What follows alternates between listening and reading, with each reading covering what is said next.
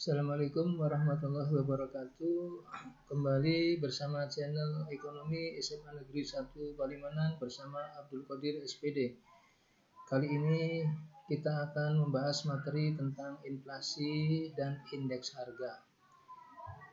Yang mana inflasi itu merupakan suatu bentuk kenaikan harga-harga dalam suatu perekonomian secara umum. Namun inflasi itu dihitung dengan menggunakan angka indeks. Kemudian angka indeks itu terdiri dari indeks harga produsen. Kita bisa melihat indeks harga produsen. Yang berikutnya adalah angka indeks yang disebut juga perdagangan besar atau IHPB.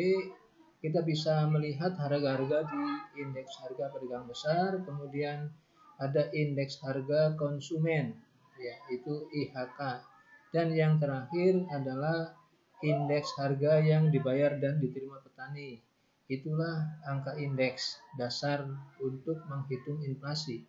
Kemudian untuk menghitung inflasi sendiri ada beberapa metode. Yang pertama adalah metode agregatif tidak tertimbang, dan yang kedua adalah metode agregatif atau tertimbang. Nah, di sini untuk metode agregatif tertimbang kita bisa melihat ada 3 metode perhitungan, yaitu metode Laspires, metode Pasce, dan metode tahun kas. Baiklah, secara gambaran disebutkan hubungan antara harga dan indeks harga dan inflasi seperti itu. Kita mulai saja pada materi indeks harga.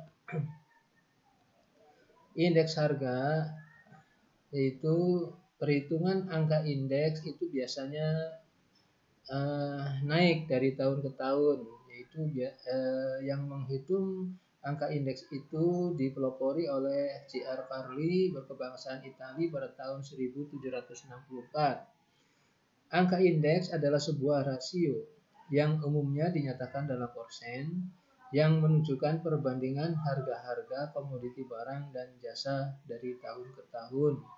Nah, ini sekumpulan harga ini adalah dibandingkan dari tahun 1 dengan tahun berikutnya. Nah, itu yang disebut dengan angka indeks. Kemudian tujuan penyusunan angka indeks adalah sebagai berikut. Yang pertama sebagai pedoman standar harga baik pada tingkat produsen ataupun pada tingkat konsumen. Ya, jadi kalau sebagai pedoman standar harga, justru ini seorang produsen akan menjual berapa harga kelayakan di pasar sesuai dengan daya beli masyarakat. Tentunya supaya barang atau komoditi tersebut laku terjual dan juga bisa bersaing dengan pesaing yang ada di pasar. Yang kedua adalah membandingkan harga-harga dari waktu ke waktu, ya. Jadi kita bisa melihat perbandingan perubahan harga-harga itu dari waktu ke waktu, terutama bisa disikapi oleh pemerintah dalam menentukan sebuah kebijakan. Yang ketiga adalah merumuskan kebijakan tentang standar gaji. Nah, standar gaji ini kaitannya dengan daya beli masyarakat, yang mana apabila standar gaji naik di dalam masyarakat, maka daya beli juga akan naik. Dan sebaliknya, jika standar gaji dalam masyarakat turun, maka daya belinya juga akan menurun.